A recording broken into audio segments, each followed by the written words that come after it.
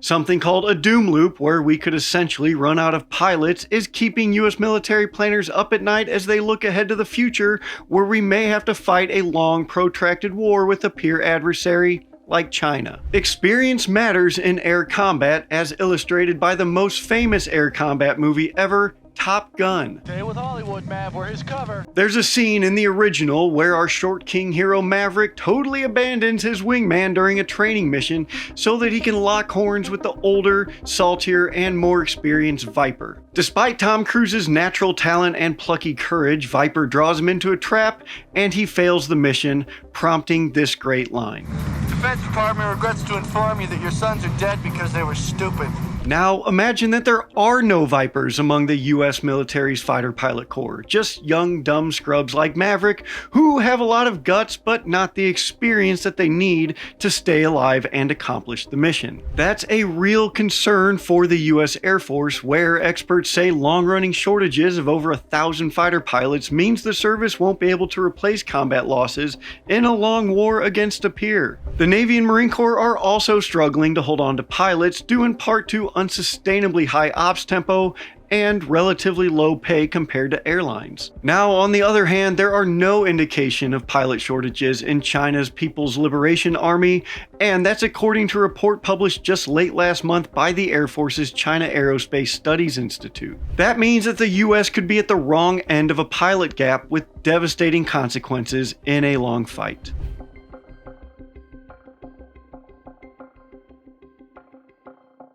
But first, let's talk about something really exciting in the world of air power, because we're about to turn the corner into a whole new era of autonomous fighters. General Atomics Aeronautical Systems is well along in testing the new YFQ-42A collaborative combat aircraft for the US Air Force. YFQ-42A is an air-to-air armed air superiority jet with no one on board. It flies with or out ahead of advanced fighters like the F-35 or F-47 to stand in against adversaries, buy time and decision space, and, if necessary, overmatch in a dogfight. This capability has been 30 years in the making. General Atomics has led the way on building human-machine teams, onboard automation, remote taxi, and so many other mission-critical systems, all of which protect our warfighters. And that's still the name of the game with the YFQ-42A and collaborative combat aircraft. Supplying the US and its allies with the world's most advanced aircraft and autonomy innovations to give our pilots and air crews a decisive advantage in the modern battle space. Our thanks to General Atomics Aeronautical Systems for sponsoring this episode.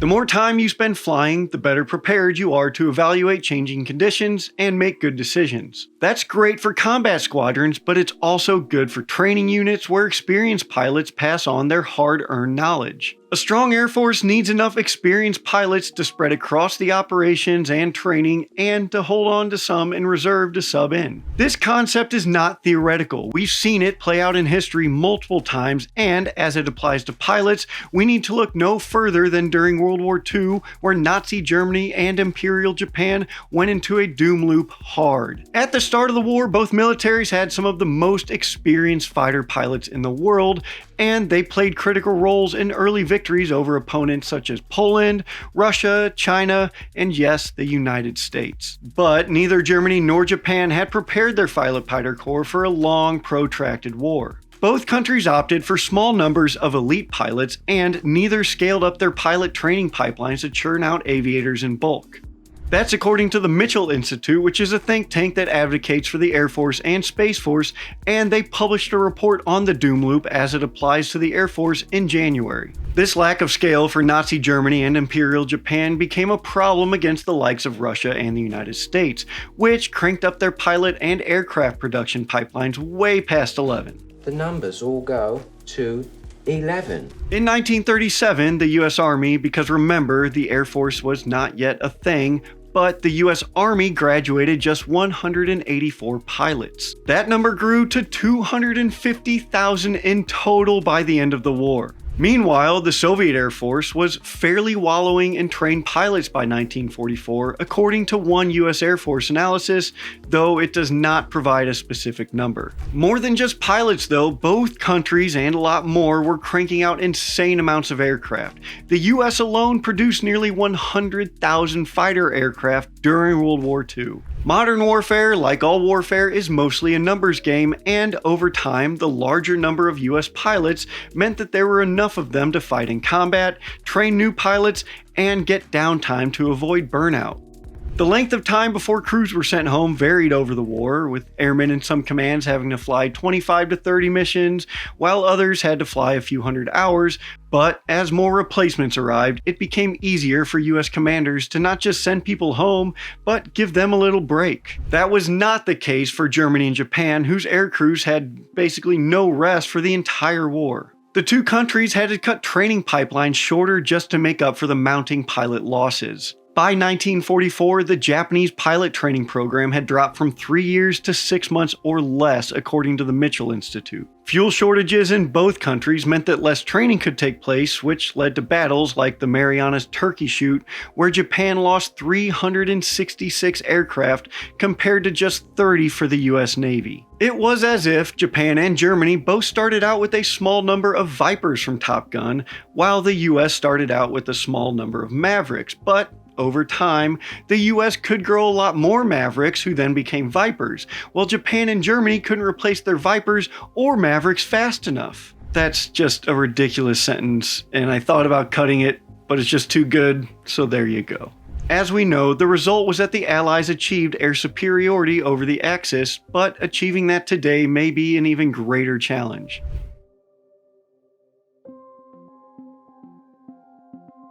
The US Air Force remained pretty big throughout the Cold War. By 1987, it had about 3,300 fighters assigned to combat units across the active, reserve, and Air National Guard components, and the average age of the fleet was just 14 years. But with the end of the Cold War and the Gulf War in 1991, the military began to downsize. Then 9/11 happened, followed by 20 plus years of the global war on terror, which honestly took funding priority over Air Force fighter modernization. That meant decades of underinvestment in the Air Force fighter fleet, which today is older and smaller than it's ever been, with just 1,184 fighters and combat units across the active, National Guard, and reserve components. And those aircraft there are 26 years old on average, well past the 15-year mark where fighters start to suffer more corrosion, structural fatigue, spare part shortages, and other issues. We also have to consider that building new aircraft is a lot more difficult today than it was during World War II. Back then, Ford was cranking out a B-24 bomber every 63 minutes, but now it takes about 18 months to build a single F-35. Now, to be fair, it's a much more complicated aircraft. It's got stealth, sensors, all sorts of other gizmos that honestly, if you put it in front of a B-24 pilot, they would shit themselves. The same goes for pilot production. Today, it takes about 5 years to train a fighter pilot, and about half of them opt to leave active duty at the end of their 10-year commitment. Keep in mind that training pilots is very expensive. It costs about $7 million to train an F-16 pilot and about $13 million to train an F-22 pilot. So if an F-22 pilot sticks around for 10 years, you're essentially paying $1.3 million per year on top of everything else that has to go along with that pilot. And the candidates to fly are not exactly easy to find. They have to be essentially in perfect health and smart enough to pass through pilot training, which I hear can be pretty difficult. To make matters worse, the pipeline is also clogged by aging training aircraft, namely the T-38 Talon, a two-engine trainer that's, on average, nearly 60 years old. With maintenance issues across the T-38 fleet, some students have had to wait 9 months or longer just to get started. And now, even when those new fighter pilots get to their operational units, the aging aircraft are often grounded for maintenance, which means fewer flying hours. This is not a new issue, and it seems like every year we read a new report that we generally do a story on, publishing about how the Air Force has 50% readiness across the fleet. It's not good, and it isn't getting better. During the Cold War, US fighter pilots spent 200 hours or more a year flying, and today that's just 120 hours according to the Mitchell Institute. What we don't really know is how this compares today to Chinese fighter pilots. Yes, simulators can help pilots practice and fight against high-tech threats that can't be replicated easily on a live range, but sims just cannot replace the airmanship skills built by actually flying. It's like golf sims are pretty good today, but Scotty Scheffler is still getting out there pretty often and touching grass. Pilots live to fly, and they have to fly a lot to stay proficient. So when you can't fly, there's not much incentive to keep up with the non-flying military crap, like moving every few years, deployments, training exercises, people yelling at you, and having to tell everybody that you're a pilot all the time in your cool little flight suit, even though everybody already knows and nobody really cares. Alright, that's a lie. We all really want to be pilots. Just don't make us feel bad about it.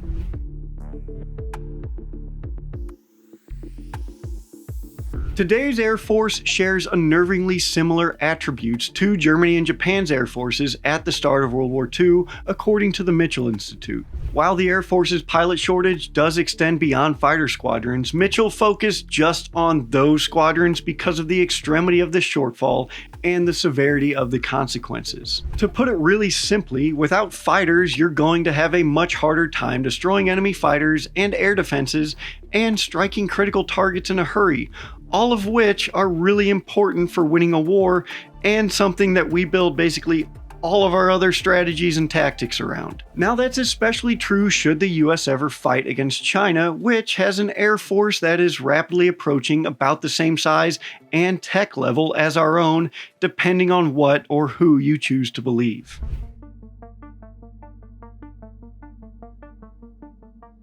The Air Force knows it has a numbers problem. To make up for fewer pilots and aircraft, they're pushing pretty hard on collaborative combat aircraft, which are basically just drone fighter jets that human pilots can command in combat.